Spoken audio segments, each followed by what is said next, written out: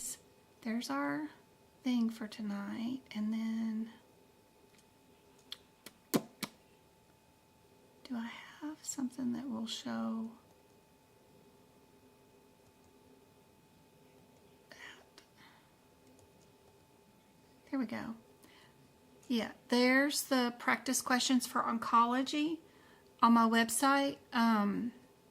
They have some PDFs that you can download too. And then you just click on a question or an answer, and then it'll immediately tell you what the rationale is. So all those questions are done, all the way down to down here. So quite a few. Hopefully I can add some more as the days go on, but that's definitely a good start. Ear, nose, and throat, orthopedics, OBGYN, all those other areas are all done. There's still a free practice area too on the website if you need it. That's completely free. You don't have to join the membership. And don't forget about the flashcard area.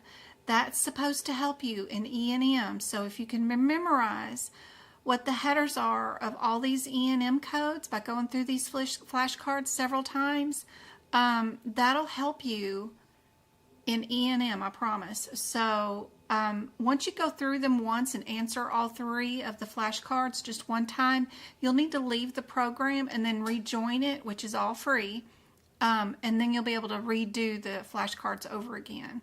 So super helpful area. Don't forget about that. Just click on any answer and it'll tell you what the rationale is or the answer is. Super helpful. The bonus membership area is either $5 or $7 or whatever.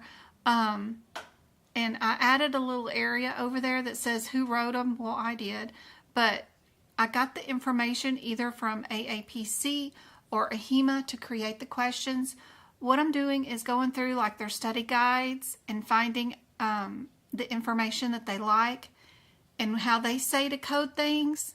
And then I'm writing a question on it that way, because with different insurances and different area MACs, you never know what the answer might be. You know, depending on where you live in the country, it might be something different. So you really want to pick the answer that AHIMA or AAPC is looking for. So like today, where was I at? It wasn't here. It was somewhere else. I was on AAPC's Knowledge Center, which is super cool. Let me see if I can switch the screen over to that. I may have to add another website because it's on a different Explorer. Browser. Okay. No, I want... Oh, cancel. That's not helpful.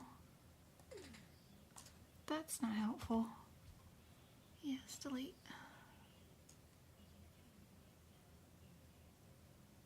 You know, where was I at just a minute ago?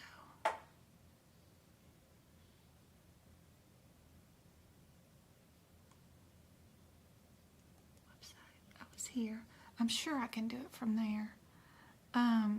If y'all haven't played around yet with AAPC's Knowledge Center, it's super cool. You don't even have to be logged on to their website to be able to utilize it. What I was doing was just going through here and clicking until I found something that I liked that they had covered recently. I'm just going over the most recent blogs that they had. They had a lot that they released on May 1st. And what did I find that I liked? They had some new OBGYN codes that they went over right here. This pregnancy one. They also had another blog on E&M that I picked up and wrote some questions today on that was just released. They were talking about the differences between the risk and data. Right here, new way to approach the E&M guidelines. So I wrote a bunch of questions for tonight based off their release. They just released this on April 1st, 2024. And it's a new way of doing the E&M, overall E&M, and how much the patient's age, the reason for the visit, or past medical history can change your MDM based off the acuity of the problem, the severity, if over-the-counter meds were utilized, or any social influences, like if they were homeless, increase the risk. So I wrote some practice questions on this stuff that they had right here. So that's where I'm finding my information to do my exam questions for the website. So hopefully that's helpful. And I do like their knowledge center. Like I said, you don't even have to be a member. You can just come here to it and you can type in like cardio, whatever, acupuncture, whatever. And they've done coding. They've done some sort of article on something. Let me see what I got to. Pacemakers? Maybe something like that might show up. Yep, there's something on pacemakers, new Medicare coverages, how to use MRIs with patients with pacemakers, advice from a CCC person, compare cardiology. It's pretty cool. A lot of times they'll have patient examples in here too, and what to and what not to do together. And I found some actual scenarios in these areas that were on an exam that were super helpful in this knowledge center. So I like their knowledge center. But hopefully my website and the membership plan is helping you guys out. Don't forget about the shared gallery. It's completely free for everybody. It's got the pictures of all my favorite pictures, you know, like what pens do you use? What is your favorite? What do you use to carry the books in? How do you get rid of your apprenticeship? How do you get rid of your, sorry, my internet's being really slow. How do you get an extra hour to take your exam? All that's underneath the shared gallery. Super helpful. Love this stuff.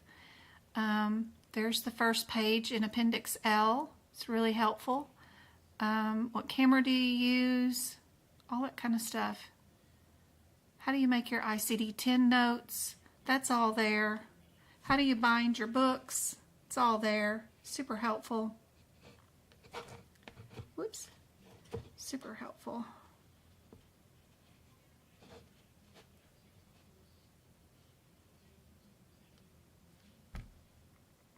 How many questions are on the exam? That kind of stuff are all there. But let's get back to our practice questions for tonight. And if you're on TikTok and want a better view, join us on YouTube, because that's where I'm streaming direct from my desktop, and you'll be able to see the screen directly from my desktop and not a screen of a screen view. Ooh, I don't know if I can get this whole question in for today. Let me switch this and see if I can't get all this into one view for you. There we go. Let me check chat and see what I missed. Can you show us some irregularities in anesthesia, radiology, and medicine section? Irregularities in anesthesia, radiology, medicine section. I can go cart, just not today because I didn't prep them beforehand. It just takes me a while to find those questions and gather them all and put them all into one document for you. But I can do that for, what's today, Tuesday, Thursday? Thursday's live. Made a note. What is the cheapest way to fill my book with notes? The cheapest way is to make your own notes by going to my website, go into the CPT book page, following the directions where I give you the free instructions, tell you exactly what to do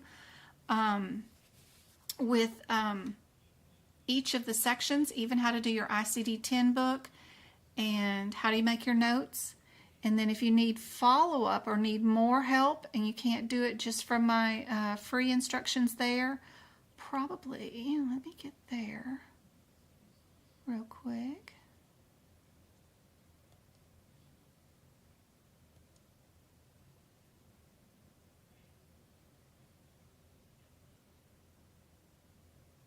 We want to go. We want to go.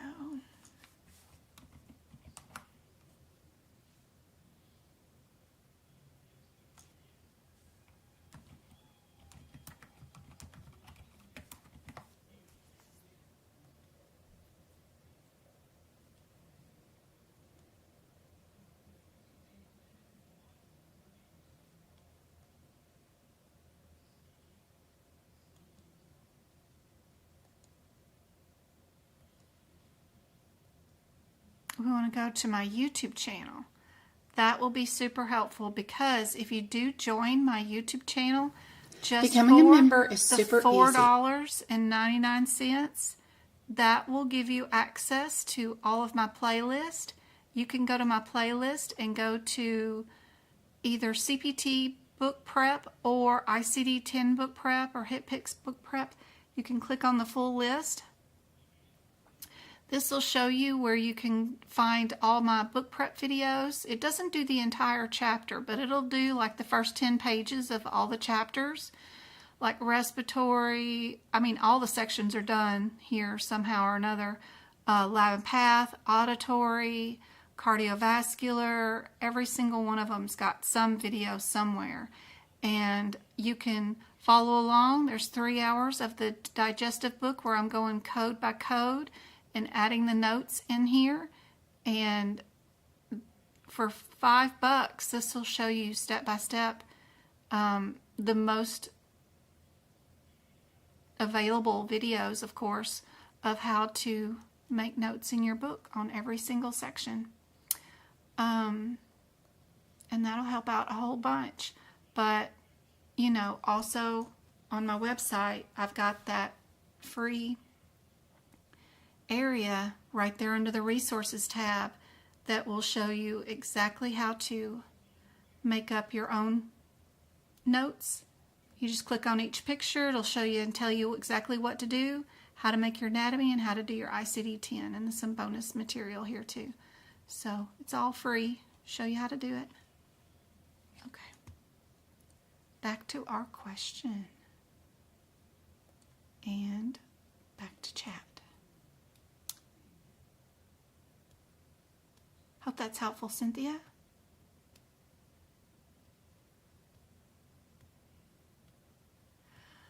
No, go-kart, when I say you leave the program, that means, did you try the, have you tried to do the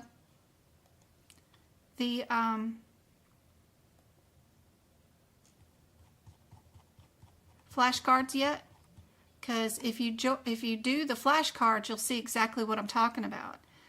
Right here, you have to hit continue, and then you got to go to quiz 2. When you join all this, at the first time, it's going to ask you to join the group, and then you hit submit, and then you got to do all 3 of them, and then hit submit. Then you'll get an option that says you can leave the program. But when you first join and do the very first part of it, right here, it'll show you that you're joining, and you can leave the program and join it again once you finish all 3 steps. So it'll be an option that's available when you go through all of them.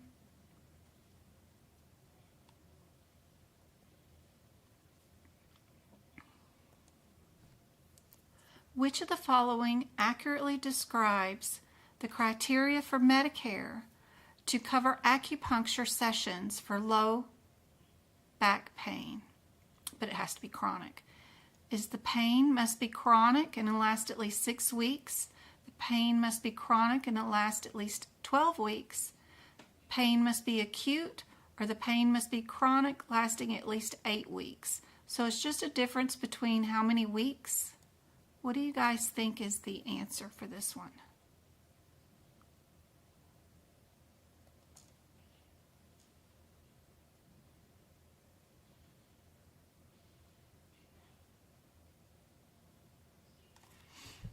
You got a notification that they're updating the 2024 exam? Oh my.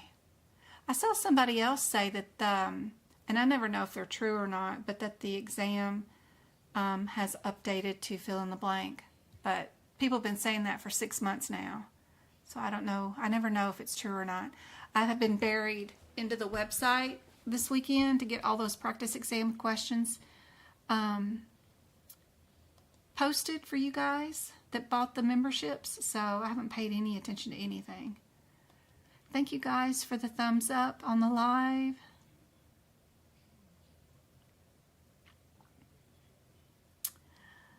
I had the gene table question on Pocket Prep and was lost.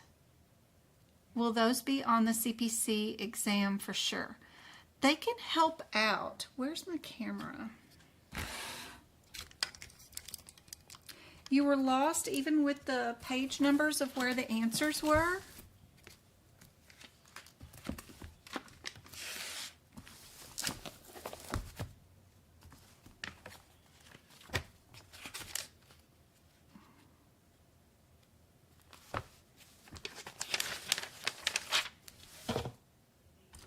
So the gene table is right there. If you're in the 2024 book, I'm on page 587.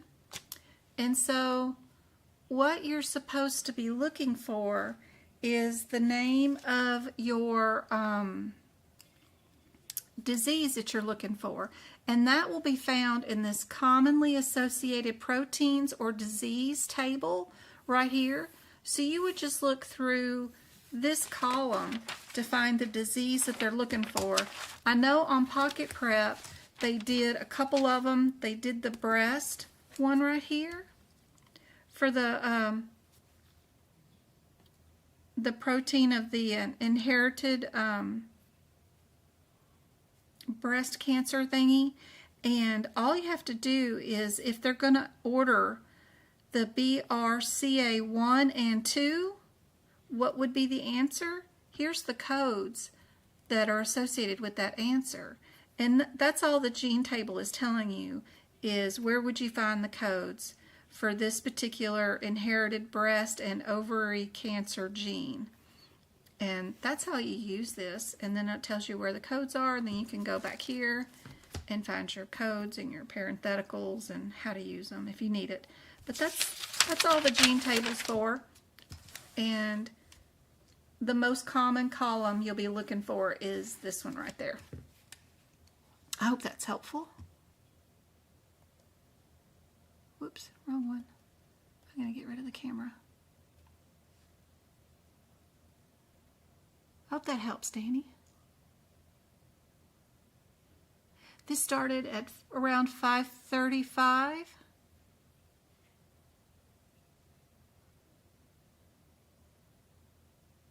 Hey Elizabeth, good to see you.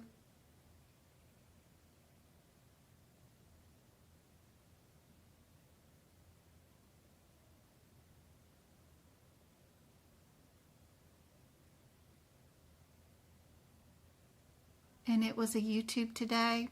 Yeah, those hour-long videos are hard to watch because they are like, hey, how are you doing? How's the dogs? You know, and you got to watch through all this stuff to get to the info that you need.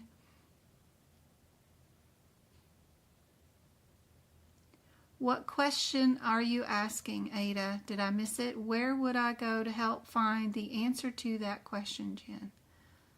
What question is it?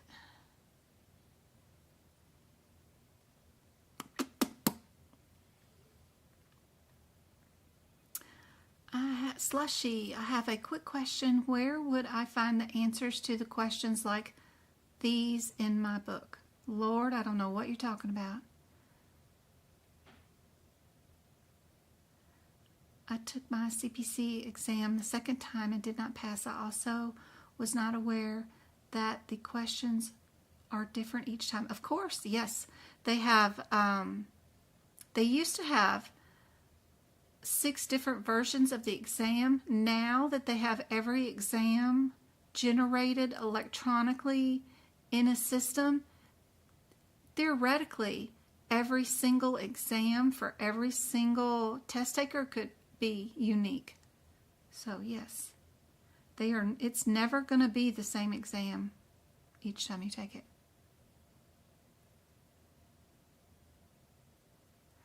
I bought practice exam C, and there's 3 fill in the blanks. Yep.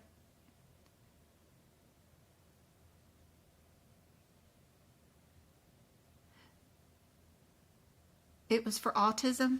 Ah, yeah. Autism. So you just look through that until you find it. That's towards the back of that gene table. Alzheimer's, kind of, and is it near the Alzheimer's? Or is it on back? I have it marked in my 2023 book. I don't have it marked in the 2024 yet.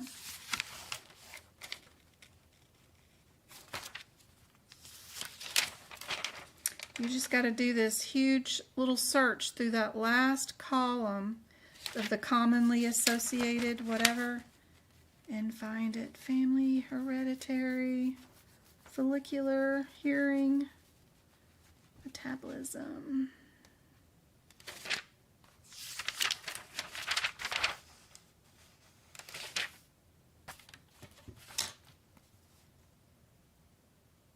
This question we're doing now. Anybody get B? Did y'all find the correct answer?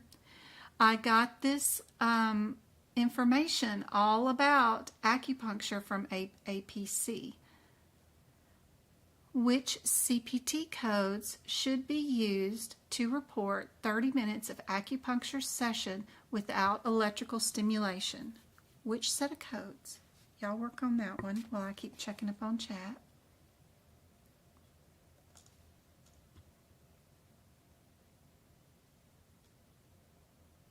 Hang in there, Cynthia. That's right.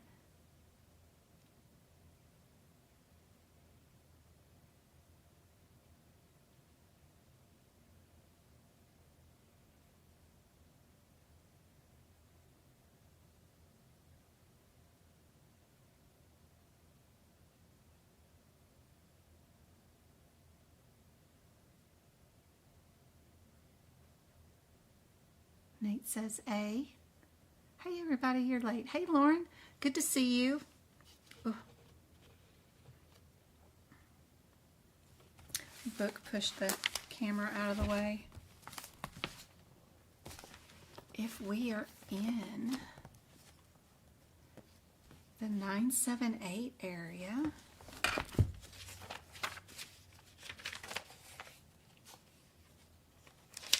if y'all are on TikTok and don't have a good view, you can come over here to YouTube and watch it direct here.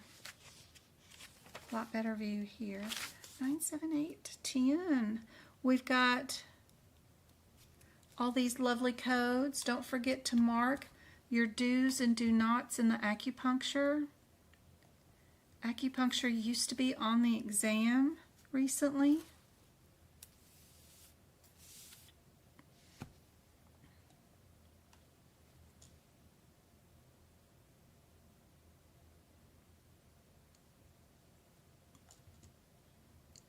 Anybody know the answer?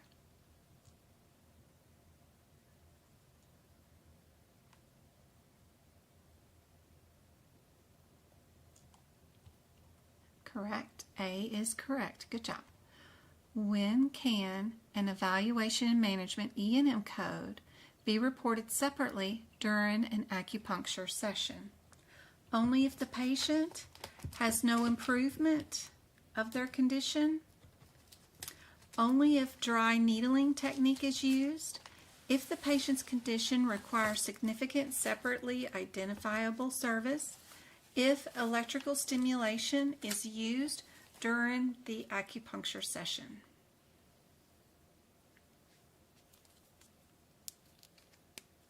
Just ask again if I missed your question, and wasn't able to answer it.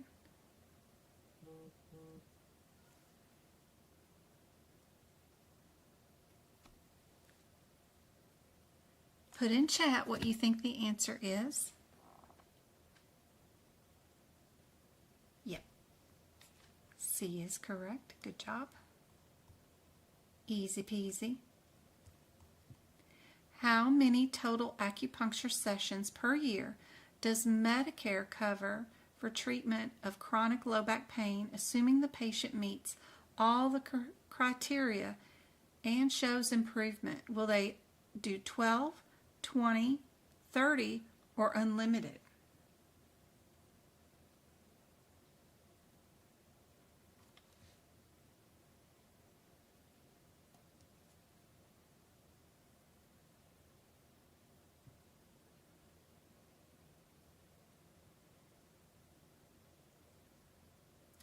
Look for similarities in the answers. Do you see any similarities? If you were to pick out two answers that were similar, what two answers would they be?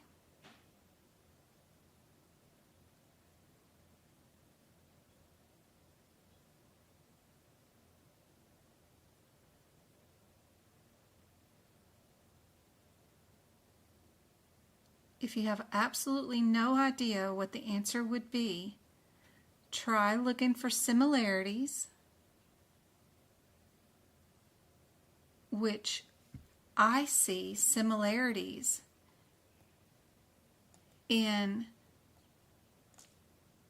get my drawing tool to work, in B and C, because they both end in 0. And they're only one number apart, a 2 and a 3, right? And then I would just pick the lowest of the two numbers, because oftentimes that's usually the answer. If you have absolutely no idea, that's what I do for answering questions that I don't have a clue what the answer is. And typically, a lot of times, it ends up being the correct answer.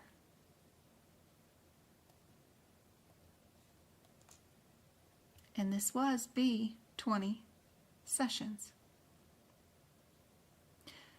They'll only pay for 12 for the first 90 days, and then they'll cover 8 more if the patient is improving and shows signs of improvement.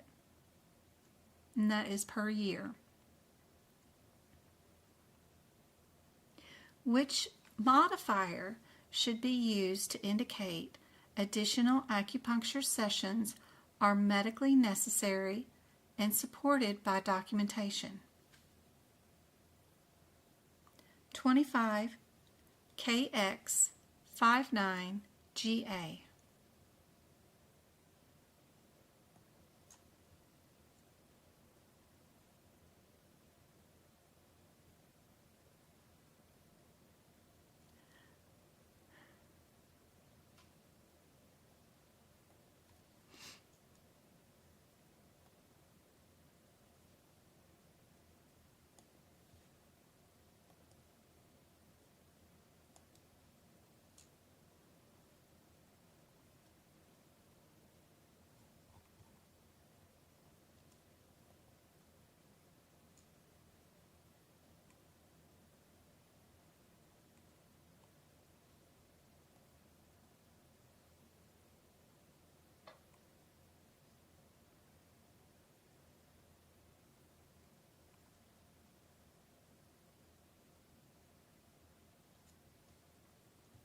Like I said, guys, I got this from aapc. See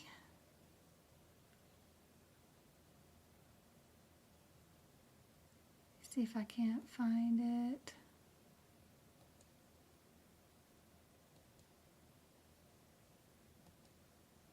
See, AAPC, I'm in their Knowledge Center. Think positive when billing acupuncture for chronic low back pain. This was a report that they put out on May 1st, 2024.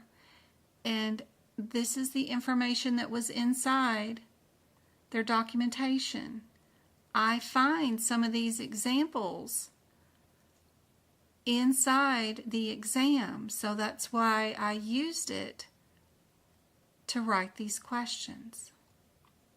So the information that I'm finding is from the Knowledge Center on AAPC's website. And I'm sure these guidelines are inside the CPT book somewhere. I don't know about the Medicare. The Medicare would have been inside their HIPICS book. And you have to have AAPC's book to be able to find it. It would have been back here in these extra bonus stuff that they put inside their HIPICS book. In the HIPICS book, they put the correct coding policies back here, because their HIPICS book is over 800 pages long. And then they have the publication with 100 references. I'm sure Acupuncture is in here somewhere. I don't know where. I need to get on the electronic version and do a word search, because these things are really rough to look through, because they henpeck a few things from here and there and everywhere and put 100 of them right here. Like, this is blood deductibles. The next thing is mental health. The next things would be transportation for packaging for patients. Then they have, so many outpatient services. Dental services are over here. Just a lot of a hodgepodge of a bunch of stuff, and we don't have an index to tell us what's going on. Respiratory therapy, nursing services, drugs and biologicals. I'm sure Acupuncture is in here somewhere where it's telling us what Medicare won't cover, will cover, and all that kind of stuff, because that's where this is coming from, CMS. But you'd have to have one of their books and be able to search it. Or read all those 100 publications. And then as far as how many, or when to use a modifier and all that stuff, it will be in your CPT book right before you code this section in this guideline area.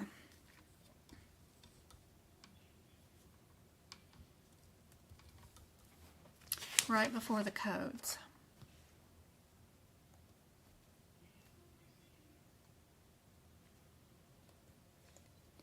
Which modifier should be used to indicate additional acupuncture sessions are medically necessary to support the documentation? Anybody get an answer for that one? I got B's and C. B is correct. Our KX, which is in our HIPICS book, is the one that confirms that additional acupuncture is needed. And the patient has been demonstrating improvement. So I'm sure since this modifier is in the HIPICS book, there's a lot more information in the HIPICS book about acupuncture. What is the primary difference between the coding of traditional acupuncture and dry needling? Traditional acupuncture codes are based on the number of muscles treated, while dry needling codes time-based. Traditional is time-based, where dry needling is muscle-treated. They flip-flopped them around for A and B. Traditional acupuncture codes include electrical stimulation by default, where dry does not. Traditional acupuncture and dry needling codes are identical and interchangeable.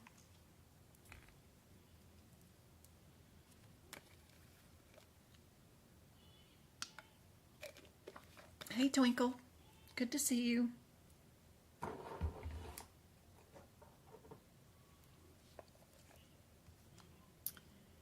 many do we have on? We have 49 on YouTube. Good to see you guys. And 20 likes on the live. That's cool. I hope this is helpful.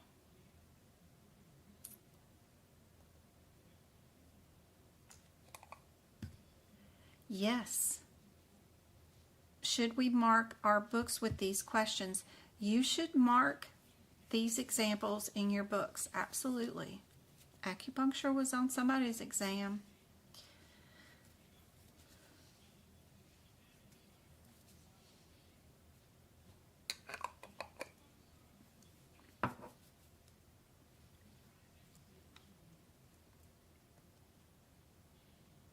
Do you know the difference? Do you know when you would code the differences? Anybody know? Did you look for, it's probably if you're looking for similarities, the differences between A and B are just flippy-flopped, right? So just knowing which one is based on muscles and which one is based on time would give you the answer. Great, thanks, Ada. B is correct. Traditional acupuncture codes are based on time, where dry needling is done by the muscles treated. Helpful information. Super helpful to know those differences because those codes are coded separately. One's in the musculoskeletal section, the other set is in the medicine section. Which codes represent initial 15 minutes of acupuncture with electrical stimulation?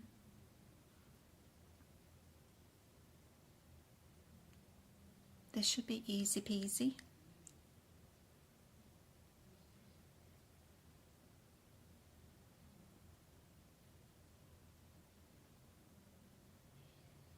Hey Janet, or Jess, I mean.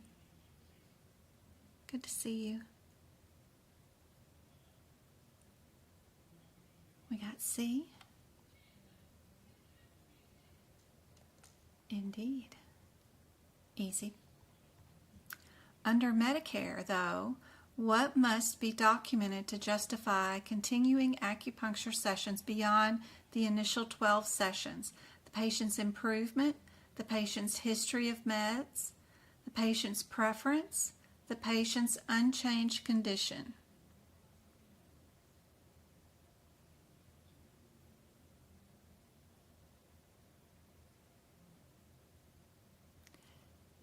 History and prevalence are not really the same. If I was looking for something that was similar, unchanged condition and improved condition are both the same. So between A and D, which is most likely the answer? Yeah, probably A. See how looking for the similarities can be done even if it's not just numbers? They both said condition. Everything else was talking about treatments or medication. So A and D both said condition. Dr. Smith has a patient, John, who has been experiencing chronic low back pain for over 14 weeks. Dr. Smith decided to try acupuncture to help alleviate John's pain. How many initial acupuncture sessions can Dr. Smith bill Medicare for John? 8, 10, 12, 15.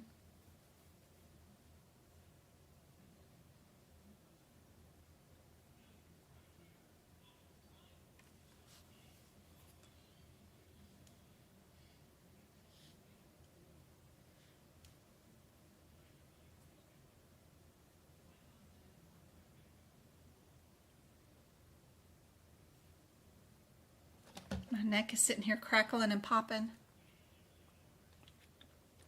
like I need to see somebody. But have you watched them do that back adjustment or neck adjustments? No way will I ever allow somebody to yank on me like that.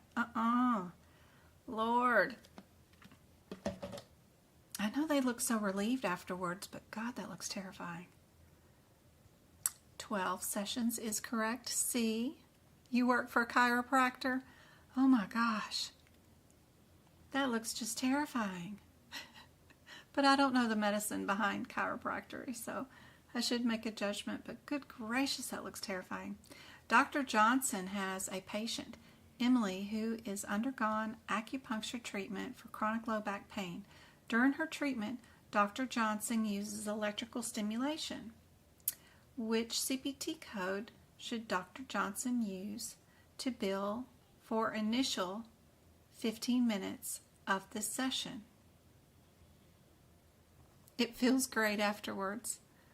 Oh, it doesn't hurt. It's amazing. Oh my gosh. It looks so terrifying. That 7'5" guy who walks around TikTok showing everybody his point of view of everything. He walked into a chiropractor's office the other day and had this little 4'11" lady do his adjustment. He wouldn't even fit on the table, and then he was commenting about the dust on the rafters. It was so funny. But she pulled and popped him, and good gracious.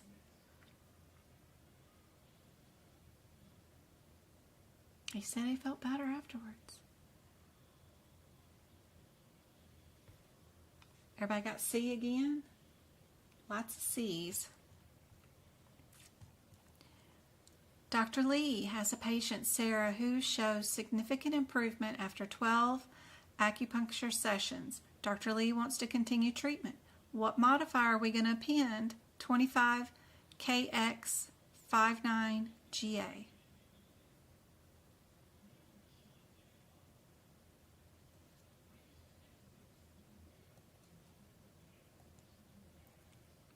Still have 50 of you guys on and 25 likes.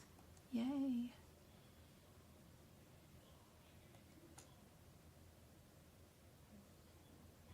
Indeed, just a repeat of the previous question.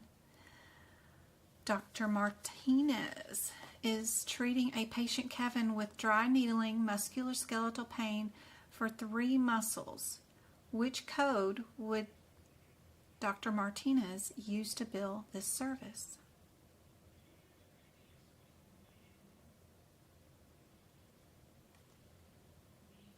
Be sure and comment and chat. I'll be giving away some YouTube memberships in a minute, and YouTube picks the winners. I don't have any control. I just send them the money, but it usually picks winners based off participation in the chat.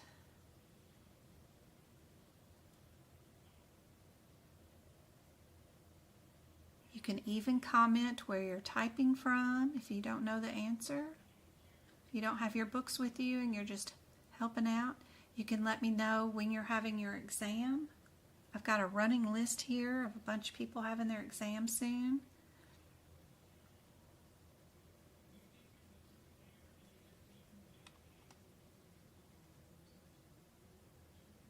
Idaho. Love it.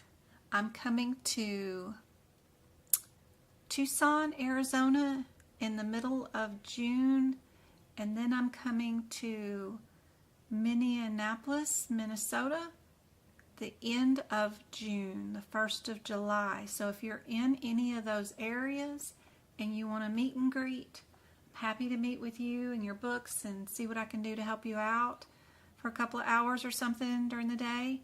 Starbucks or something, and while I'm around in those areas, just hit me up.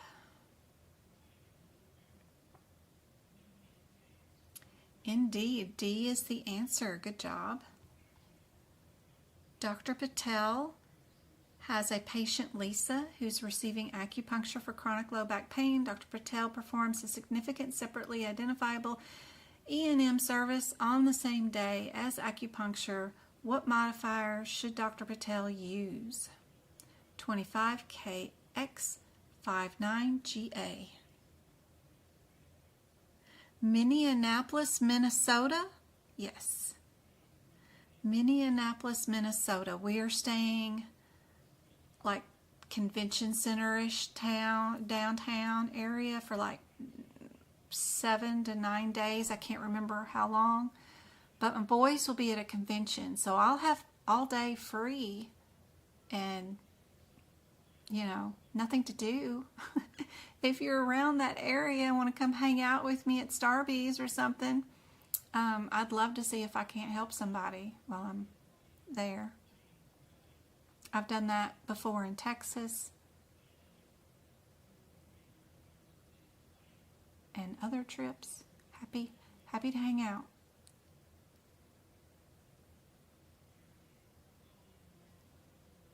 You're taking your test June 8th. Aw, I won't be there till June 27th, somewhere around in that area. And then we're staying till like June 7th or 8th, somewhere around there. I don't know. We don't really have an itinerary. We like to travel and do, whatever. We're going to drive. So I'm driving from Arizona up to Minneapolis, Minnesota. So maybe even along the way, in some of the towns that we visit and run through as I'm charging the Tesla or whatever, we can visit, and I can even help somebody for 20-30 minutes. I'll let y'all know. You're from Minnesota and you live in Arizona now? Aw, that's cool, Danny. This one is our 25. Easy question. A doctor has a patient who's being treated for chronic low back pain, 12 sessions, no improvement. According to Medicare guidelines, what should the doctor do next? Continue with more sessions, switch to a different therapy, apply an exception for Medicare, or increase the frequency of sessions?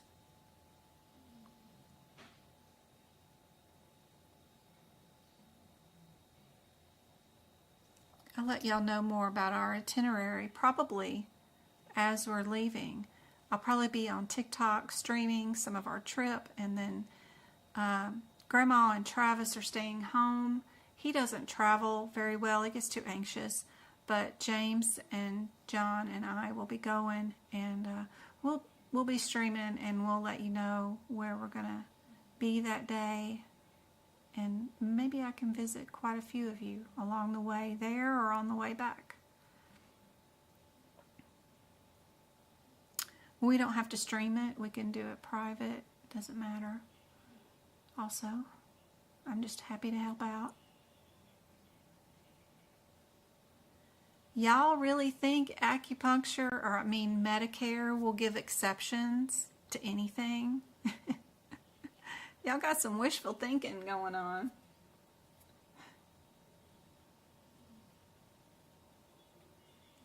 I hope we get to meet too.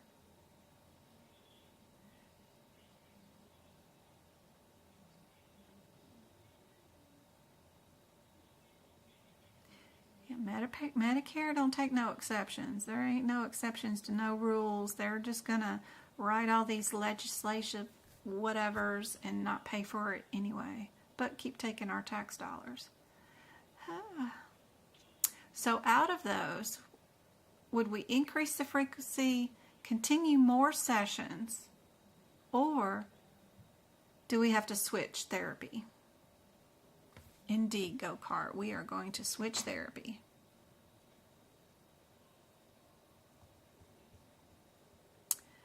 This doctor has a patient with chronic low back pain, and Dr. Carter uses both acupuncture and dry needling techniques in the same session.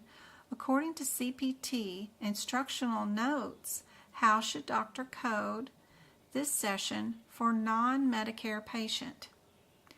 Only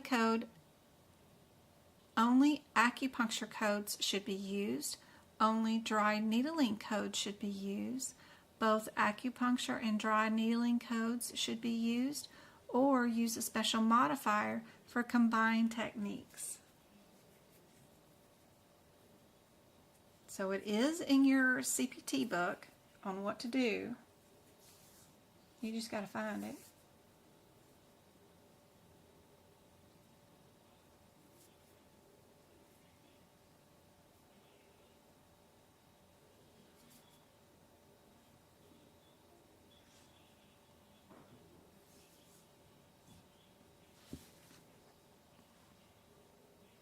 I'm glad, go-kart. I want to see the adventure of you taking and passing your certification exams. Take a bunch of them. CPC and CPMA or CRC, get you 2 of them. Get that career you want, although you won't be able to hang out with me all the time. But we need to get that retirement fund funded so that you can retire and come hang out with me. Just put all your new salary from 2 or 3 jobs that you work at the same time. I see a lot of medical coders working 2 jobs at the same time so that they have 2 different salaries. Just throw it all in a 401k or a Roth IRA and let it build. Let it build.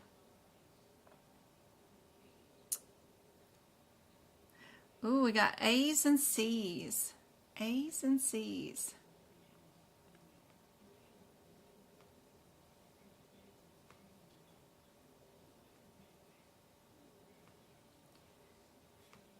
You think a commercial health plan is going to pay for medicine codes for acupuncture and muscle codes for dry needling on the same patient on the same day for the same condition?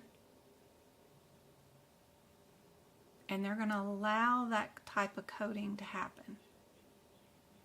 We're talking about United States for-profit healthcare system that is not meant for cures, but meant for profit. What would be more likely the answer? And did you look for your similarities? We have similarities in A and B, where they both start out with the word only, and they both end with the same verbiage.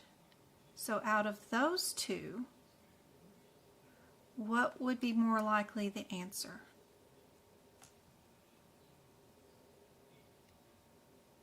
Can I bash the healthcare system any more than what I've already done? Yeah.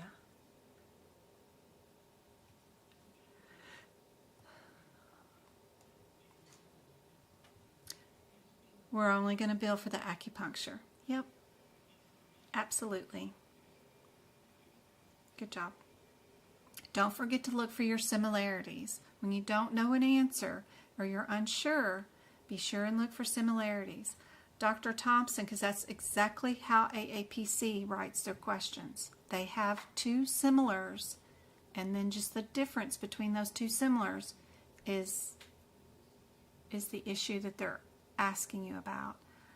Doctor, is documented treatment for chronic low back pain. Which of the following should be included in the treatment plan to meet Medicare's documentation requirements? What does Medicare require? Specific diagnosis, frequency, history, or insurance information?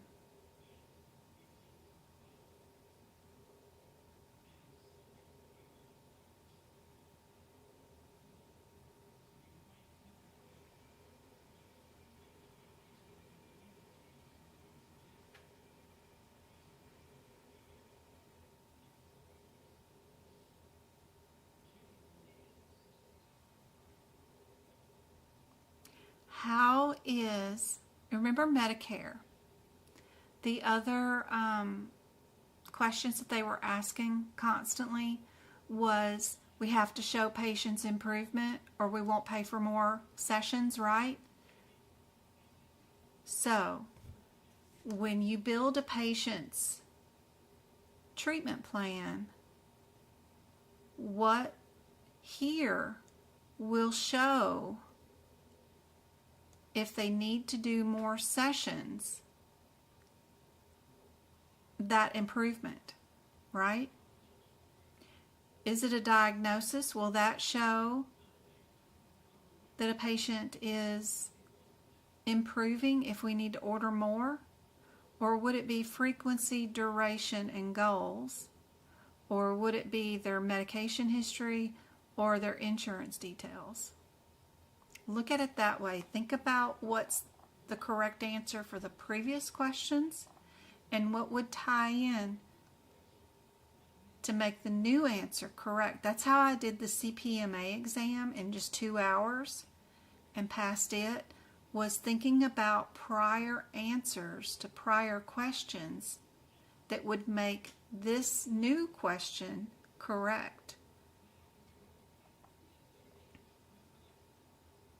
Insurance details has nothing to do with a patient's improvement. Their medication history, nothing to do with their improvement. The diagnosis isn't going to show improvement, but the frequency, duration, and goals, and whether they met them or not, is definitely something that is going to show improvement. Sorry guys, I hit the wrong thing. My little button went away up there.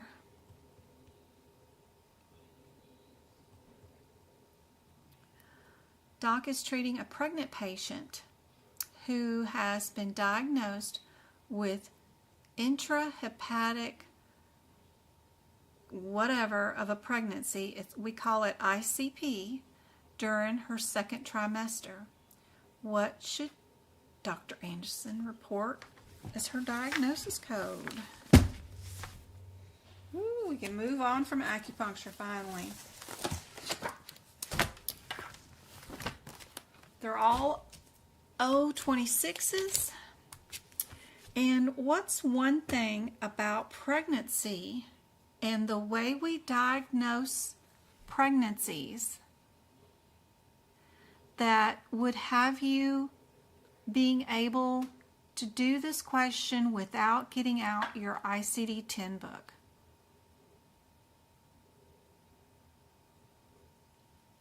You could do this question without doing or looking at the ICD-10 book because of one thing.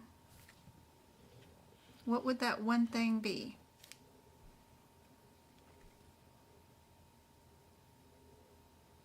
There you go. Kristen knows.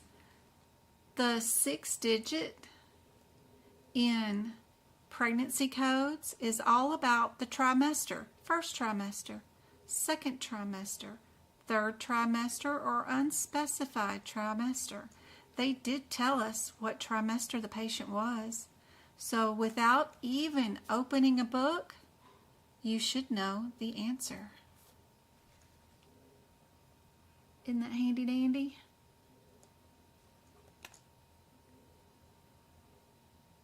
Correct. Good job.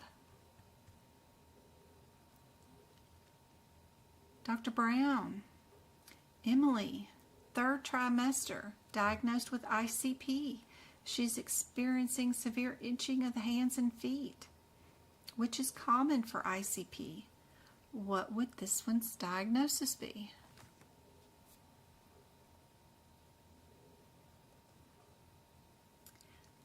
Only got 44 of you left on and 27 likes. Thanks, guys. Let's get those YouTube subscriptions given away before I forget again.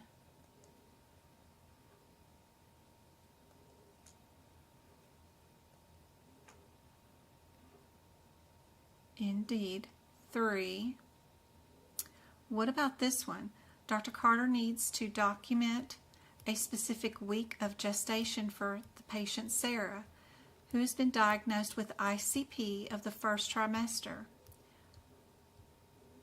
Which additional ICD-10 code should Dr. Carter reference to indicate the week of pregnancy?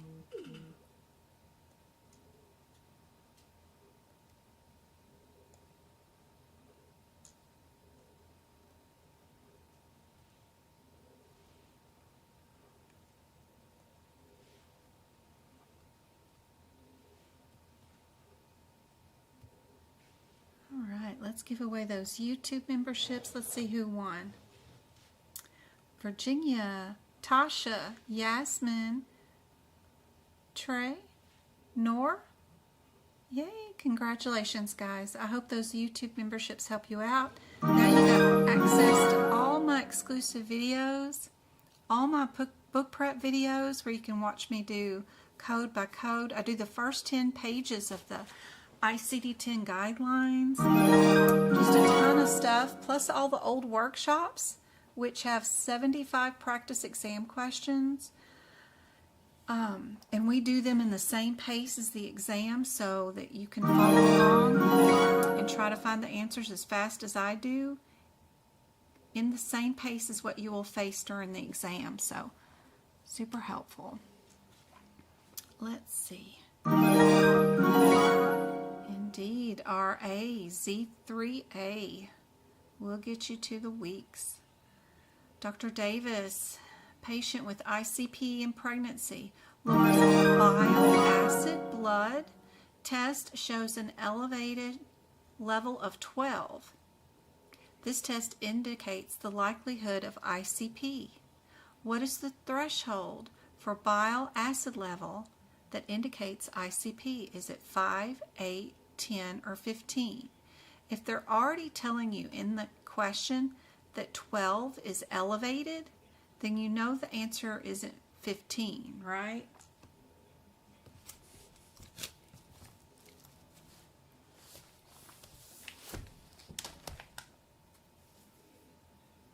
So that may help out just a little bit.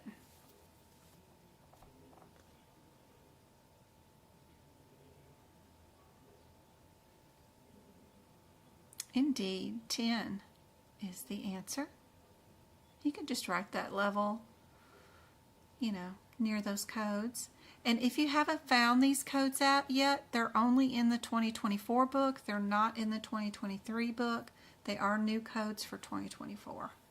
Just in case you can't find them, you're not going crazy.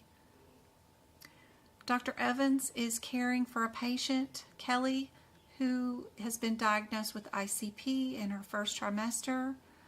What should be reported? We know this one. This is going to be number 1, right? Yeah, we know that one. Ooh, what did we get? Did we get a follow? All right, Dr. Fisher's patient Megan has ICP and they have discussed the management plan. Which of the following is not part of a recommendation for management for ICP according to fetal medicine? Is it fetal monitoring, medication, immediate delivery, or timed infant delivery? So you know that both C and D have delivery in them. If you know nothing else, you know those two have the similarities right there. So would we time the infant's delivery, or would we do immediate delivery no matter what the gestational age is? But we're looking for an incorrect answer. Got to keep that in mind too. Not the correct answer, but an incorrect answer. I've got some E&M questions coming up as soon as we finish these OB ones that are going to be super cool. Hopefully it's not getting too late for you guys. It is 6:30 here in Arizona and it's still sunny and beautiful outside. C is correct. Dr. Green, patient Rachel has ICP and the primary function of the liver that is disrupted in ICP leading to the accumulation of this bile acid. What is the primary function of the liver that is disrupted in ICP leading to the accumulation of this bile acid? Is it the production of insulin, the filtration of blood, the secretion of bile, or the regulation of hormones?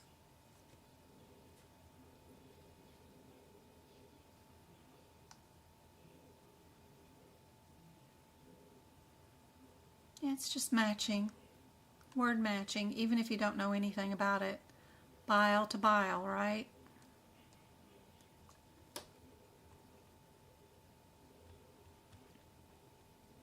Hughes is treating a patient, Olivia, and has been diagnosed with ICP but is not showing any improvement in fetal outcome despite the medication.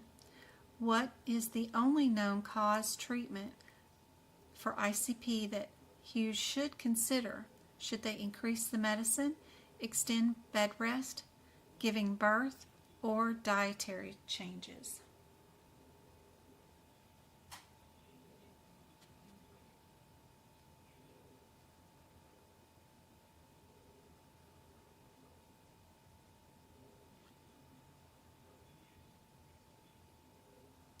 This patient's already been diagnosed with ICP. They're not showing any improvement despite being on medication.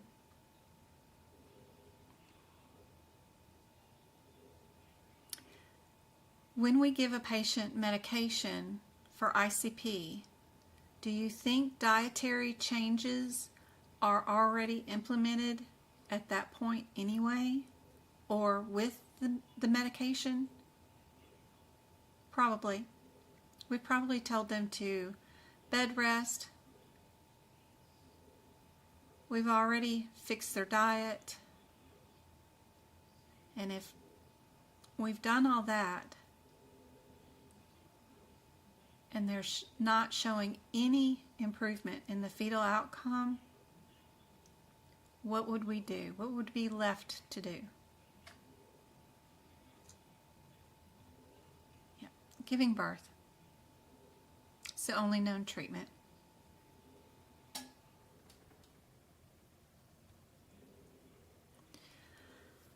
Mia, who has been diagnosed in an unspecified trimester, what would be our answer? You guys should know this one without looking in your book.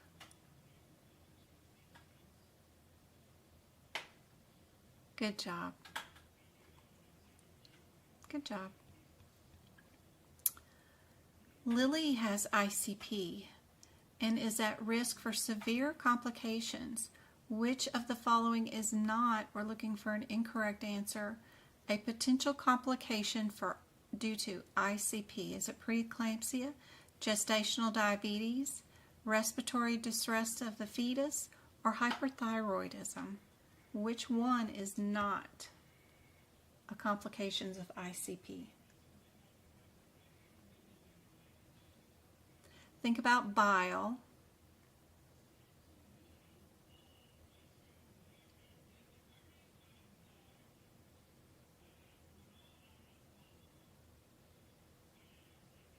What it could affect or could not affect.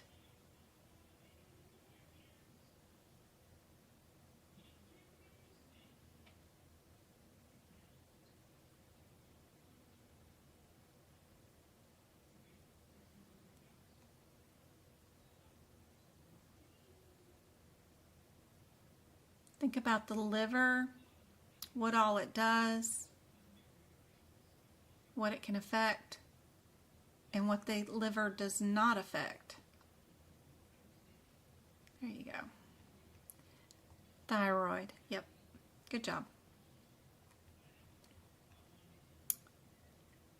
All right. This is all the new E&M stuff. So let's see what they're asking in this question. Which aspect of George's case increases his risk level according to the medical decision-making criteria? So we're talking about pages 8 and 9 of your CPT book. Dr. Matthews is auditing a case involving a 70-year-old patient, George, who presents with a UTI. George has a history of diabetes and is on an anticoagulant medication. Which one of those issues increases his risk on MDM? Is it the age or presence of comorbidities, the duration of the UTI, the location of the UTI, or the patient's employment status? Oh my.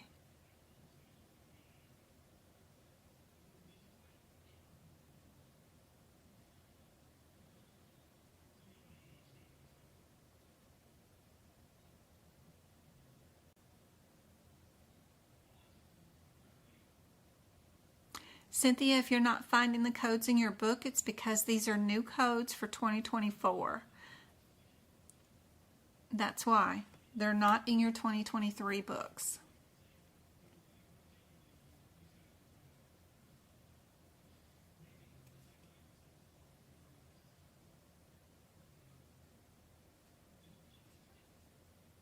Aw, I'm so glad. MK, I'm so glad. I was worried it didn't arrive or I had the wrong address or something, but I was hoping you got it. A blanket always makes me feel better. I miss my dad every day. I still dream about him. He's been gone since 2013. 11 years. It's crazy. I still have dreams. We hang out in my nights, in my dreams. We still go fishing. We're back at my old house and my kiddos when I was a kid, cutting yard or doing silly things. Who knows? But I get to hang out with him in my dreams. Seriously, I do. It's crazy. I still dream about him. Your mom isn't gone forever, girl. She's going to be with you forever. I sent her a blankie, a cup, and I don't know what all, some candles and socks and stuff, but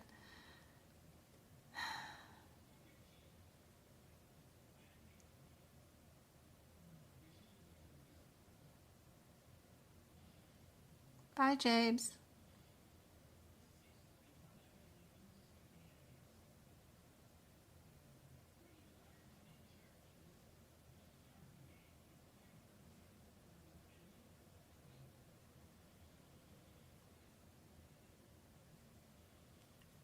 Some of my dreams are about my dad being mad because he didn't have access to certain types of health care. Like other people have access to better types. And I know that's my own influence on my dreams.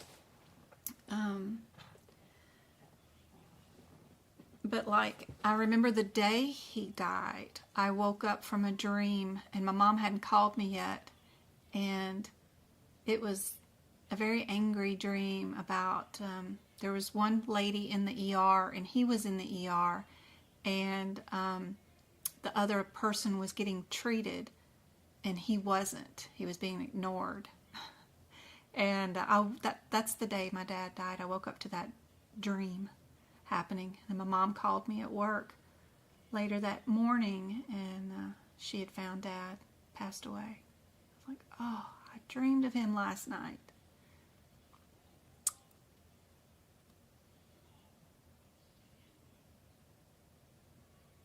Your siblings say crazy. So we had a storm. I'm sure people think I'm crazy thinking I dreamed of my dad when the night he died, but it happened.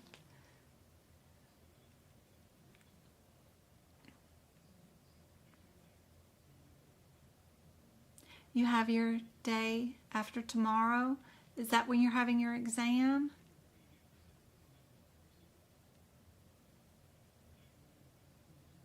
Vicky? She's taking her exam tomorrow. Best of luck. Oh my gosh. The siblings are saying you're crazy. Let them say whatever they feel.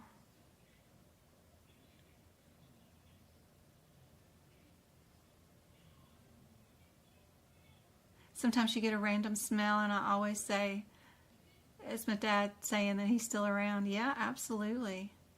How picky are we when doing the exam at home, like with the setup? It depends on your proctor. It totally depends on your proctor. Just don't worry. As soon as you log on to your proctor and they start looking around, don't think that time has started. Your 4 hours does not start until they're satisfied. They're happy with your room. I've had some people ask me to change light bulbs. I've had them make me cover up a cat tree. I've unplugged my TV that's in the room. You know, I shouldn't even have it in here, but I do have a TV in here. You know, it just depends. Whatever they want, just relax and do whatever they say. And they can take as long as they need because the exam does not start until they're satisfied. They read you all these rules and then they put the exam on your computer screen and let you hit start. And then that's when your 4 hours start. So don't worry about it. Yes. You're not crazy. That happens to me too. Aww.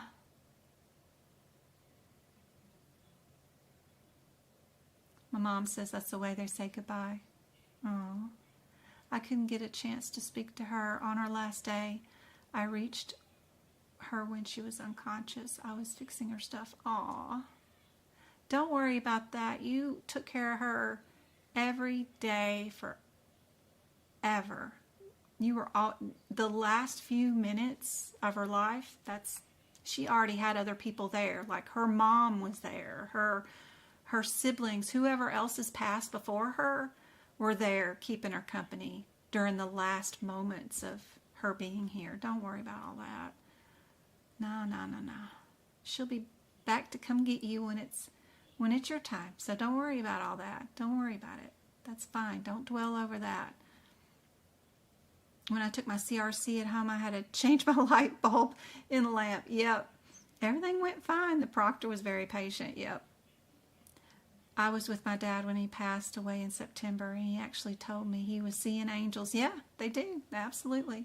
No doubt about that. This particular one for this answer is A, the age and presence of comorbidities. Being 70 years old and having a UTI can affect their mental status, everything. There's a lot of stuff it can affect, but compared to when they're 15 and have a UTI, you know? So that's the most prevalent part of the risk assessment is a patient's age. Robert is evaluating patient Lisa, who presents to an emergency department with chest pain, and after multiple tests, Lisa is diagnosed with reflux. What factors should Dr. Robert consider when determining the risk level for this visit?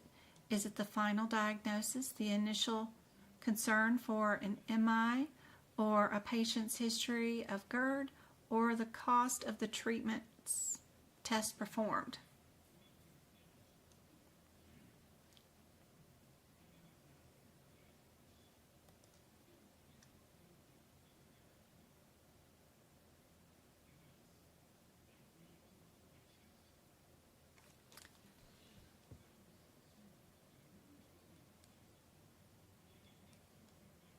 I just hope the socks and blanket help.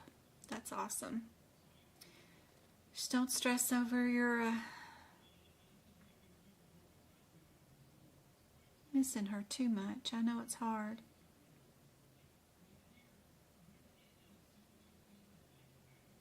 She wasn't alone.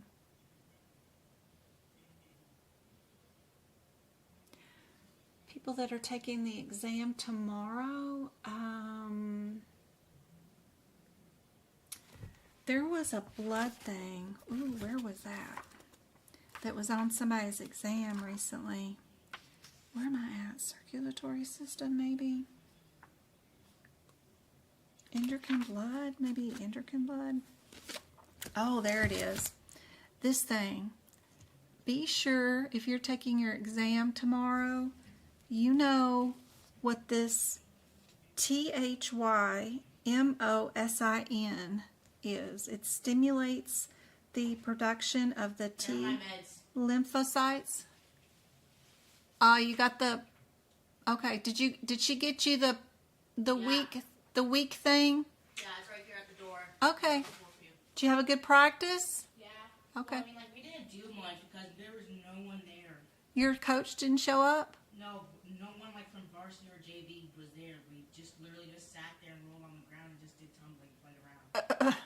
There wasn't much of a practice. Oh my goodness. All right. Love you. Travis just got back from cheer practice. So this thiomyosin stimulates the production of the T lymphocytes of the white blood cells, or T cells, that are critical cells of the adaptive immune system and protect the body against the invasion of foreign microbes. Be sure you know something about that. The Isles of Langerhans, it sounds like a beer, but that used to be on the exam. I think they've switched out that question with this one right there. I'm in the 2024 book, but it's AAPC's version, and that's on page 537. And it's the beginning of chapter 4, where the endocrine and nutrition and metabolic diseases is at. That might be helpful.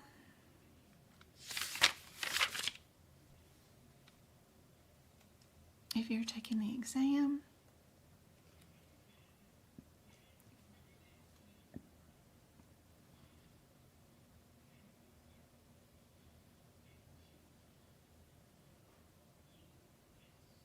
I hope that helped Janet.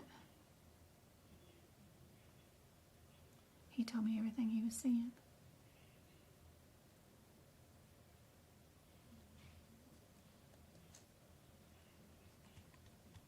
This one is the initial concern for the heart attack, right? B, when she came in for chest pain, that's the most life-threatening issue that we needed to clear up that increases the risk level. What if the doctor gets it wrong? What if it isn't just reflux? You know? Dr. Sanchez is auditing a case involving a patient, Michael, who was evaluated for suspected stroke. The patient has a do not resuscitate order and treatment was not recommended. Which factor significantly impacts the risk level in this scenario? Remember, y'all are supposed to be over there on page 8 or 9. Is it the DNR, the patient's age, the location of the stroke, or the insurance status?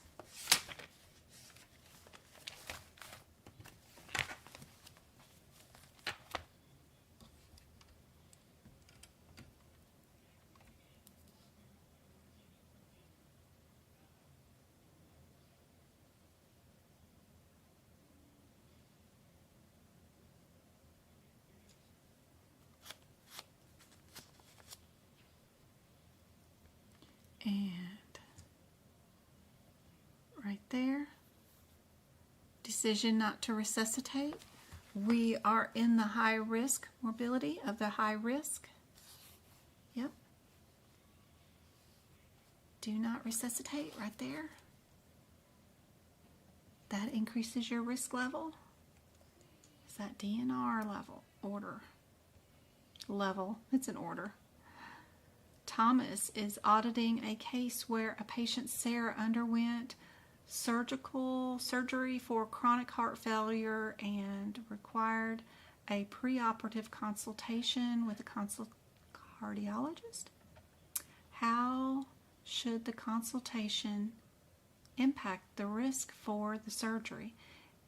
It does not impact the risk level at all. It lowers the risk level, it raises the risk level, or it's irrelevant to the risk assessment.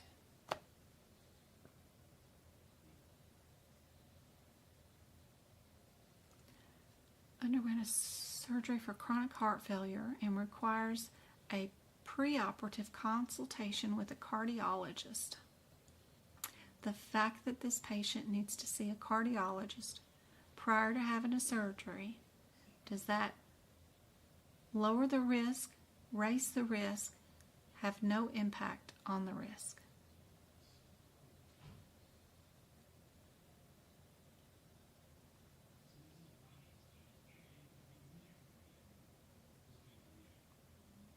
What do you guys think?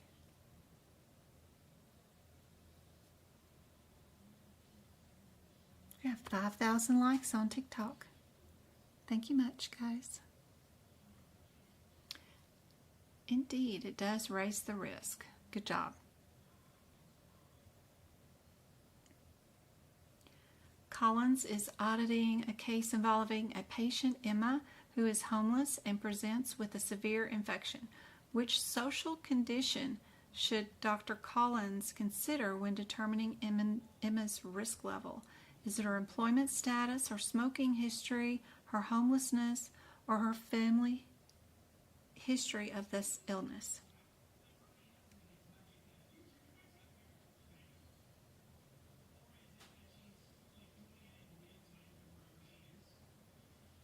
She has a severe infection.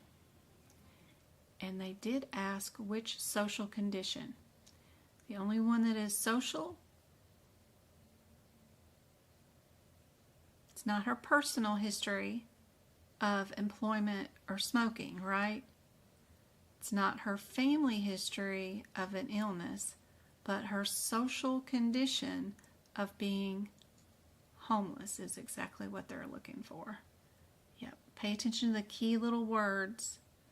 Social determinants, that'll help out a whole bunch.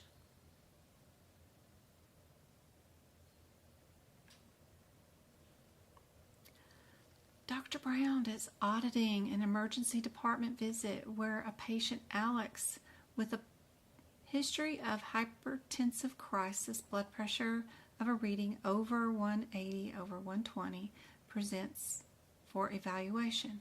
Which key term should Dr. Brown look for in the documentation to assess the risk level accurately? Moderate risk, chronic condition, crisis, or mild risk?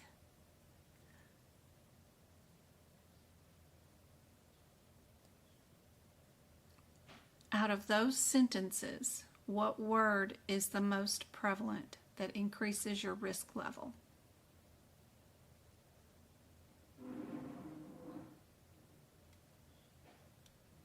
The kids are thundering through the house.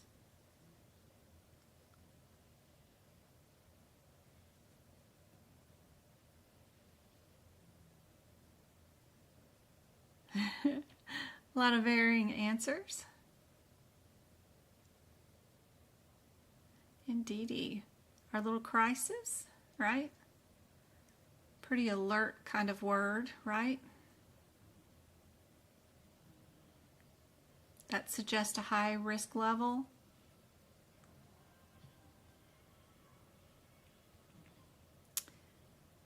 Harris is working with patient John, who is prescribed over-the-counter medication along with his regular insulin for diabetes.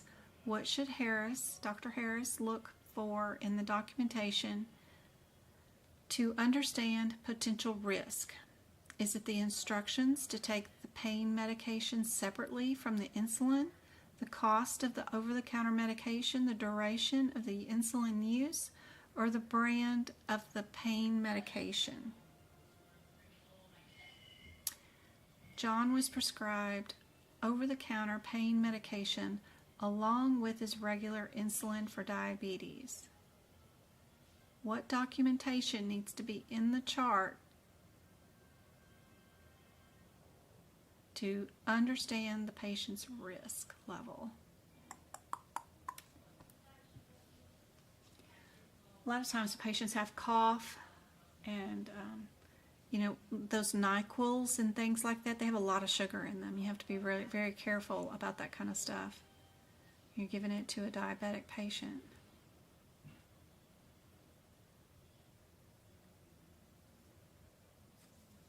Indeed. A is right. Instructions to take the pain medication separately from the insulin because it can affect the amount of insulin absorption. Indeed. Dr. White is auditing a skilled nursing facility visit where a patient, Clara, with a history of multiple comorbidities, presents with a new acute problem. Which documentation aspect is critical for determining the risk level? Is it the patient's diet habits, the severity of the acute problem, social activities, or the location of the sniff? I just seem to never pick D as the answer for some reason. I guess I have an aversion to D. It's crazy.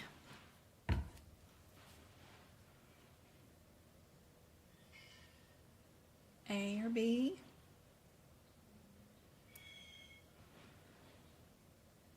Does her diet really matter when she's got a bunch of chronic conditions and now she's got an acute fracture or something, an acute problem? Now, we need to know the severity of the acute problem, right?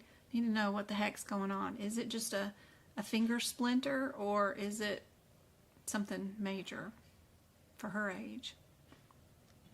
It's going to affect her mobility or something like that.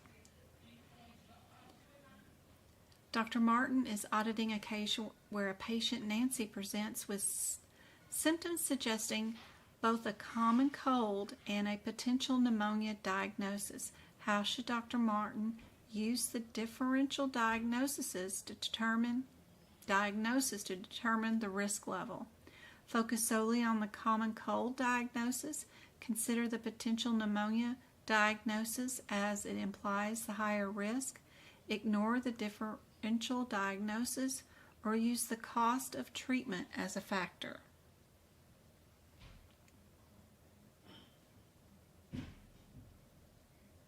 Yep, easy peasy.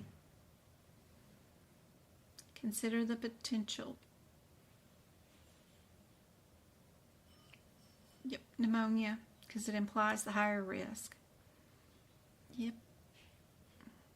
Dr. Green is reviewing Lily, who has a chronic illness under control but presents with a new unrelated acute issue. What should Dr. Green consider when determining the risk level? Only the new acute issue, only the chronic issue, both the chronic and the new acute issue, or the patient's insurance details. Easy peasy.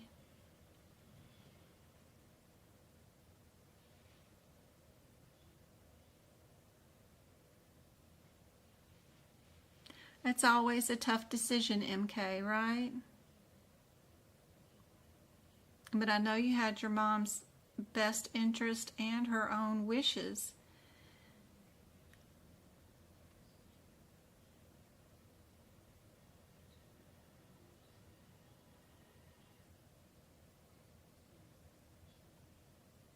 C. Yep, both the chronic illness and the acute illness. Awesome. All right, that is it. That's all I had planned for you guys today. Let me see. Somebody asked me to do irregularities in anesthesia, and I've had quite a few people ask me a bunch of stuff about anesthesia. Let's see if we can't find some anesthesia questions real quick recently. I'm sure I've got something somewhere already made up. If I can get it to open up. That's not anesthesia. Nope, antigmatary. Got quite a few antigmatary. Here we go.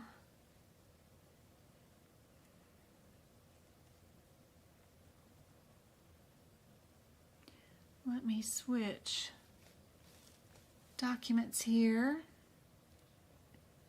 I, of course, don't have these prepped all the way perfectly for you guys, so you'll have to forgive the formatting. But there's an anesthesia question. I don't know if I can make it any bigger without showing you the answer. We have general anesthesia for a 9-month-old undergoing a trach. Looking for irregularities. I don't see any right off the bat, but what I do see is the 20 and the 26, and I need to run to both of those codes and see if they have a do not attached to them, because we possibly could find an irregularity really quickly if... Why are you not working in it now?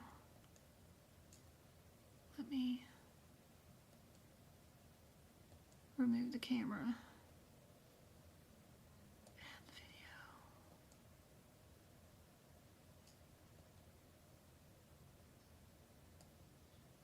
video. That's just not working. I don't know why. Camera's not working, but if we go to 00320 and 00326, we can see that the 26 says you can't use the 99100 with it. So we would automatically get rid of that answer because that is a coding irregularity. The 20 says that it's for only children 1 year and older. We technically would not use that code, right? For this kid, if they were 9 months old, because this code's description says that it's only for 1 year old or older. So those two are coding irregularities. That gets us down to just these two. Then we just got to look for a trach.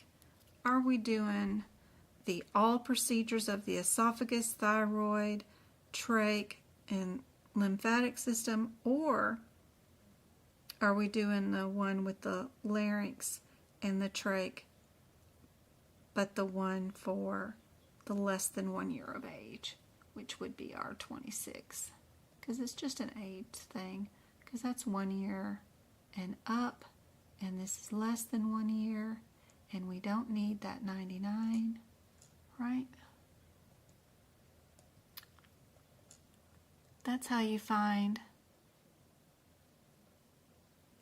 the coding irregularities. What we got in chat?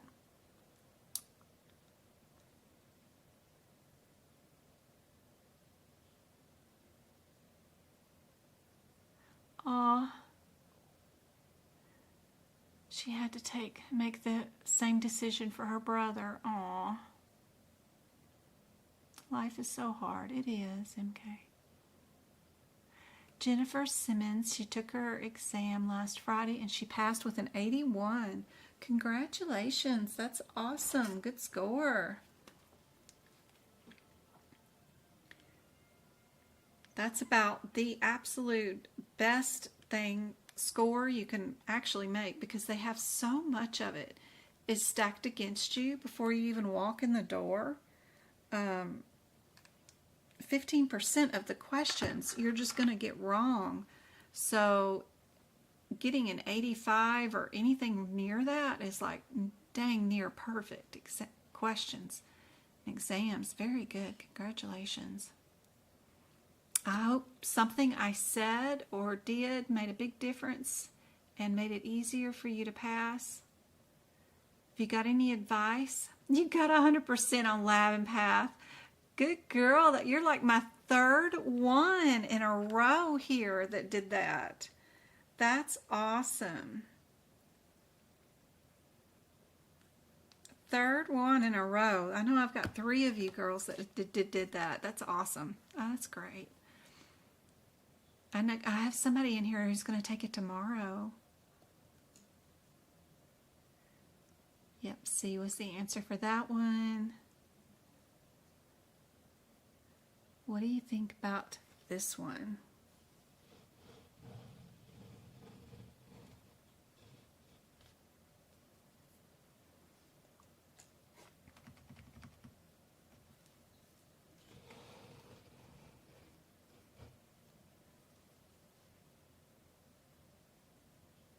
Y'all look for your irregularities and pick out your answers. That's awesome, Jen. Hope I made a difference.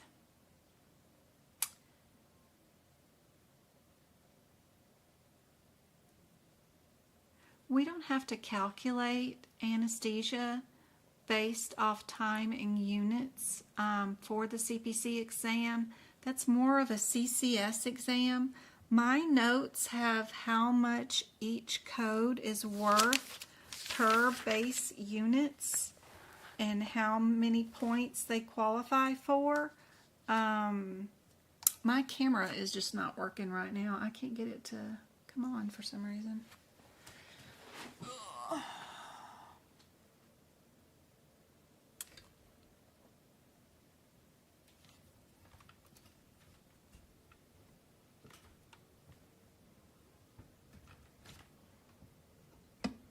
Oh, that was for the speaker.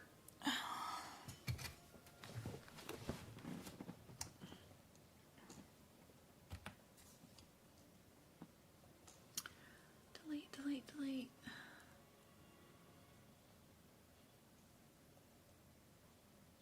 There we go. Ugh. So I put down, if you're able to use a different unit for anything here, or how much each is worth extra in my notes if you need it, but we don't do that in our CPC, so not something I play around with.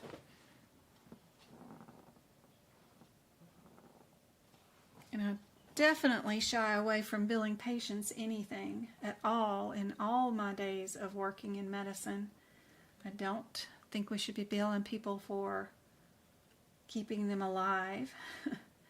That's just, so I've shied away from any of that kind of stuff. But in my, let me show you what I do have though. Here on my website, I have a calculator that I saved, and you can download. Where am I at? On my website. That's website. We're gonna go to there. Gonna go to here. And if you're under, if you have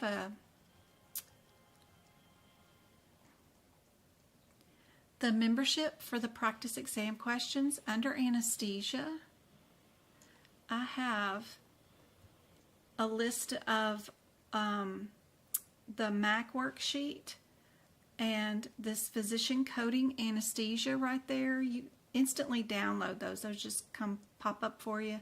And then also, it is super cool that when you're doing that MAC sheet, it's a calculation for, it's a worksheet, and it'll do the calculations for anesthesia for you. I think I have an Excel one too that's super cool. But that is super helpful if you're part of the membership here and you're working in anesthesia and these practice exam questions. Don't forget about all the handy dandy stuff I have there. I wonder if I have something in E&M that I meant for there too, because I got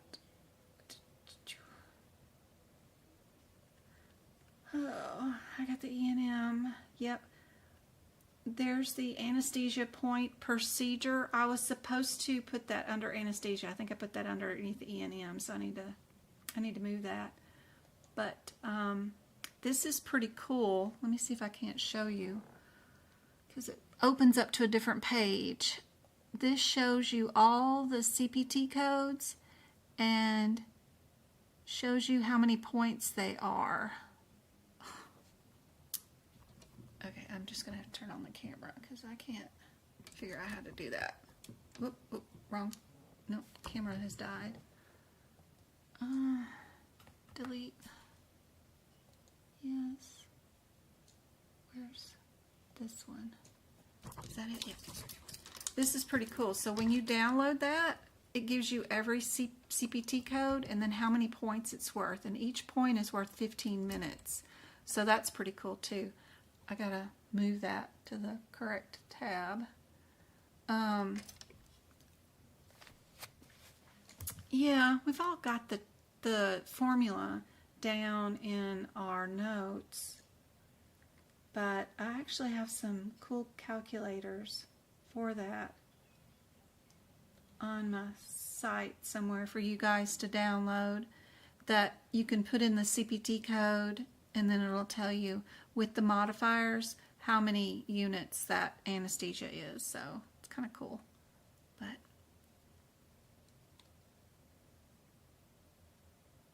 where am I at? We were doing some practice questions. Get rid of that. Anybody got an answer for this one?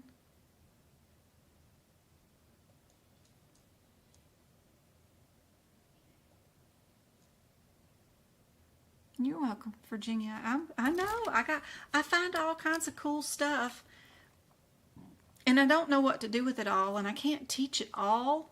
So that's why this membership on my website is becoming really cool, because I can just post all that stuff in one location that's super cool.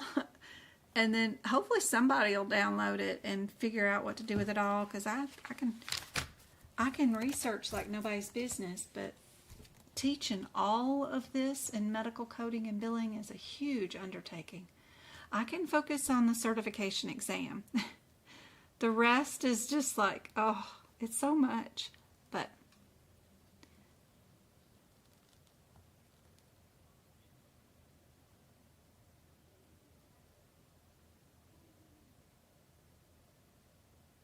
I use Pocket Prep as well as purchasing the exams. Yep. How do y'all like working the exams in their new location?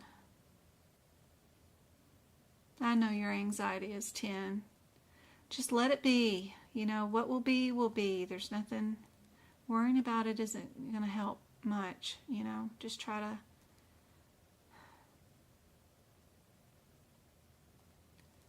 relax, stay focused on the answers.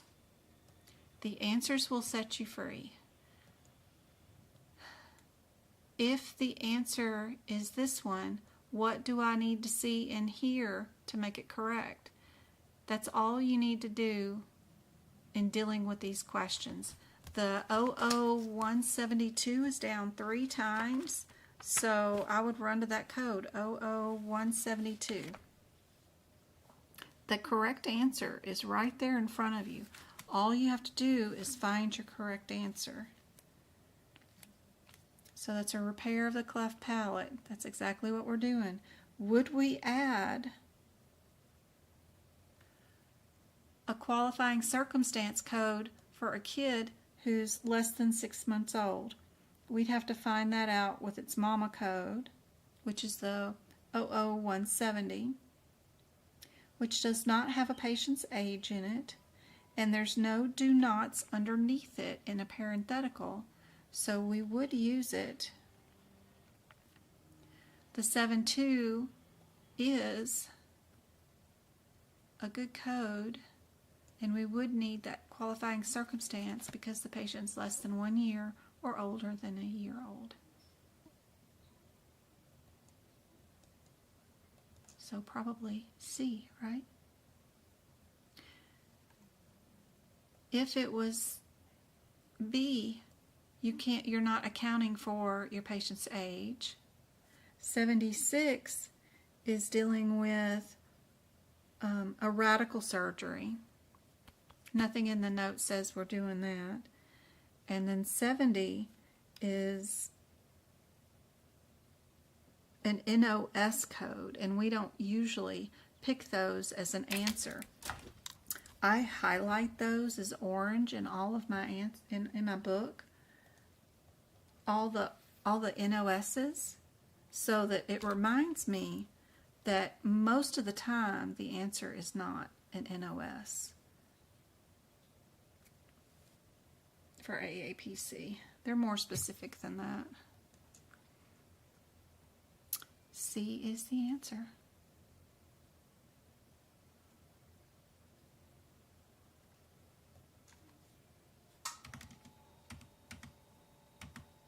What do you guys think about this one? We'll do one more and then I gotta go. I'm starving. Forgot to eat today. It's time to go eat. I had to take Travi to cheer practice. We've been running around like crazy. Had to get the garbage out this morning. Had to work.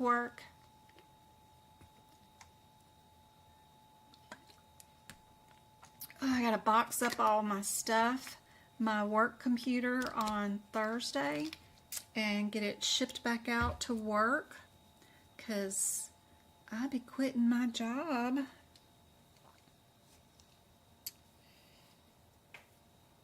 Gotta send them back their computer.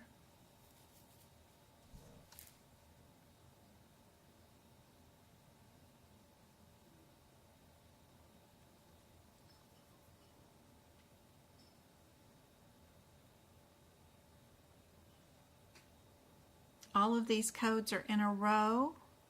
We don't have to worry about the qualifying circumstances with these. And we just need to look for the one that's a transflap, right? Best wishes to whoever is taking their exam. Let's see, have I got anything else I could say about what might be on that exam? We talked about the T cells, right?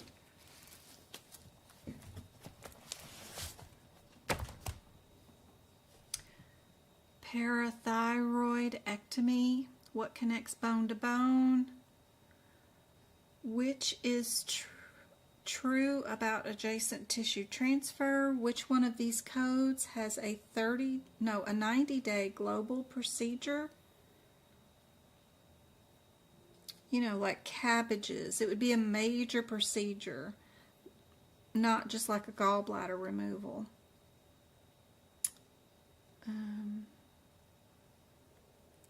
The paring of 4 corns off of an area. How would you code a partial thyroidectomy with a parathyroid removal? An IUD insertion, an IUD removal, a quick look OB ultrasound, an OB blood panel. BLEP, BLEPH surgery, the screening colorectal colonoscopy, a basic and an electrolyte panel being ordered at the same time. Mohs surgery, 3 lesions. That means your second code is ×2. So if you had a Mohs surgery where you had 1-7, what are they? I forget what the numbers are. Something about 1-7. What's the rest of it? 1-7, 11 or 13. Almost have it. 1-7, 3, 11. Let's say we were removing something off the neck, right? And we had 3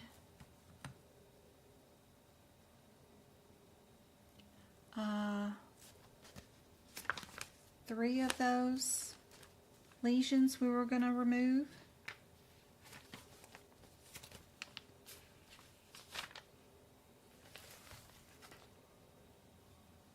That means we would end up having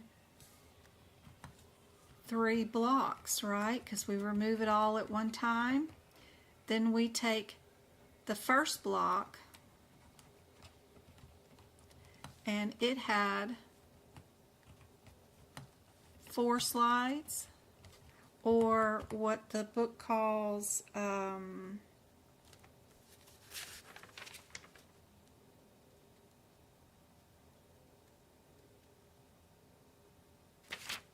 that's what they call as blocks. We had 3 stages. That's what it is. They had 3 stages. That's when they go back to the body and remove 3 items. Then the first stage is what they had, 4 blocks, or what I call microscope slides. Yeah, and then the second stage equals 5 blocks, or what I call microscope slides. And then our third stage equals 3 more blocks. What would be our answer? Easy peasy. It would be 17311, comma 17312 times 2, and that's it, right? Because this one will do 5 blocks for the first stage. Check. This one will do 5 blocks for the second stage. Check. And then the times 2 does 5 blocks for the third stage.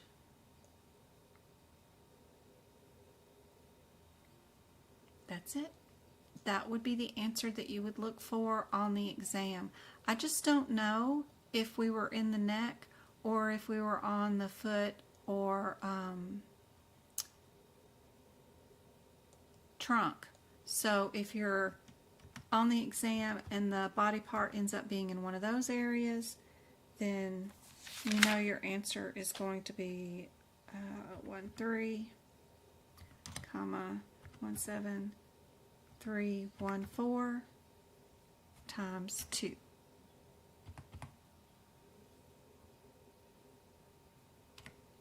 As long as none of these numbers right here for your blocks are 5 or below, then we do not add the 17315. If one of those numbers is higher, like a 6, then we do add it. But as long as those numbers stay under and we don't add in this area, then our answer for that exam question is definitely that one or that one. And I think it's this one. You just need a body part.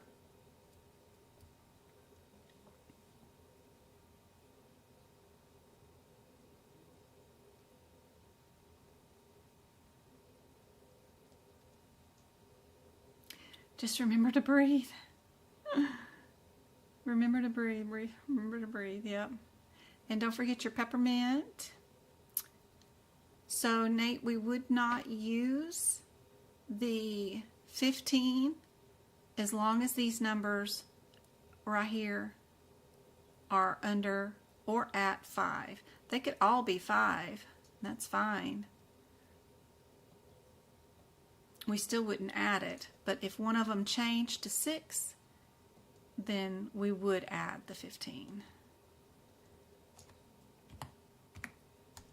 This right here still stays the same answer as this,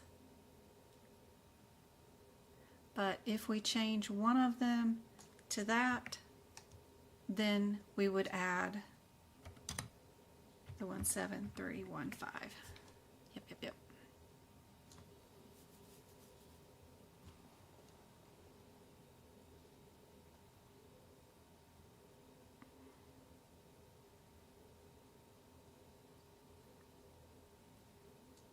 If we changed it to that, this would be times 2.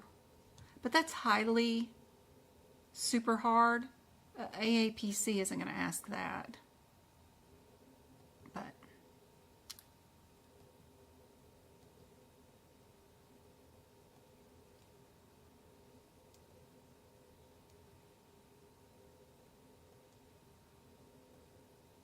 hopefully that makes sense. Because this is an each. The 15 is an each. And it is not a gross 5. It just says each additional after the first 5. So it's not a 5 bundle like the other 2 codes are. So it's each additional that is over a 5. So if this was the answer, then this would be like that. But you won't have nothing that hard. More than likely, and I'm shocked that they even have 3 stages,